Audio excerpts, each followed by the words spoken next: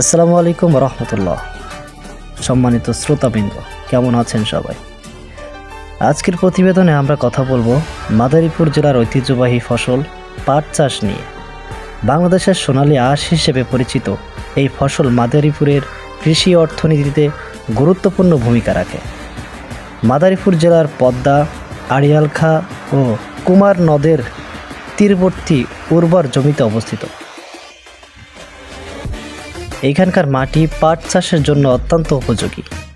জেলার সদর, শিবচর, কালকিনি, ডাসার ও রাজৈর এই 5টি উপজেলাতেই ব্যাপকভাবে পাট চাষ হয়। প্রধান জাতগুলোর মধ্যে রয়েছে দেশি, তোষা ও মেস্তা পাট। কৃষি সম্প্রসারণ অধিদপ্তরের তথ্য অনুযায়ী সাম্প্রতিক মৌসুমে জেলায় প্রায় 36,800 থেকে 37,000 হেক্টর জমিতে পাটের আবাদ হয়েছে।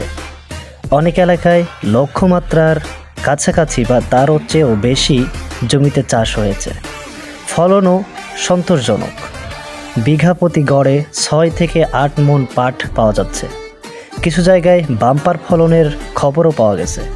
তবে সাফল্যের পাশাপাশি কয়েকটি চ্যালেঞ্জও রয়েছে। উৎপাদন খরচ আগের তুলনায় অনেক বেড়ে গেছে। হাল চাষ, বীজ, সার, কীটনাশক, শ্রমিক ও জাগ দেওয়ার খরচ মিলিয়ে বিঘা প্রতি 10 থেকে 14,000 টাকা পর্যন্ত খরচ হচ্ছে।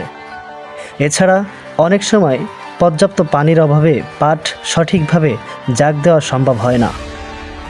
এতে আঁশের মান খারাপ হয়ে যায় এবং বাজারে ভালো দাম পাওয়া কঠিন হয়। শ্রমিক সংকট ও মজুরি বৃদ্ধিও কৃষকের জন্য বড় সমস্যা। কৃষকরা বলছেন, ফলন ভালো হলেও ন্যায্য দাম না পেলে লাভের পরিবর্তে লোকসান গুনতে হয়। তাই অনেকেই পাট চাষে আগ্রহ হারাচ্ছেন। তবে সরকারি উদ্যোগে বিনামূল্যে বীজ ও সার সহায়তা, প্রশিক্ষণ ও উন্নত জাতের প্রবর্তন কৃষককে কিছুটা স্বস্তি দিচ্ছে। বিশেষজ্ঞদের মতে, স্বচ্ছ পানিতে সঠিকভাবে পাট জাগ দিলে উন্নত মানের আঁশ পাওয়া যায়, যা বাজারে ভালো দামে বিক্রি করা সম্ভব। এছাড়া পাটের বহুমুখী ব্যবহার বৃদ্ধি এবং স্থানীয় শিল্পের সাথে সংযোগ স্থাপন করলে কৃষকরা আরও লাভবান হতে পারে। মাদারীপুরের কৃষকরা এখনও আশাবাদী।